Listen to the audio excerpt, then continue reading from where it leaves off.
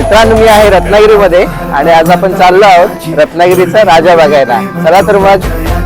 सर्वांगी सुंदर उदिशेंदुराची, कंठी झळके माळ मुक्ता फळाची. जय देव जय देव जय देव जय देव जय मंगल मूर्ती हो श्री मंगल मूर्ती. दर्शन मात्रे मान कामना पूर्ती. जय देव जय देव ओ गजानन सर्वतमन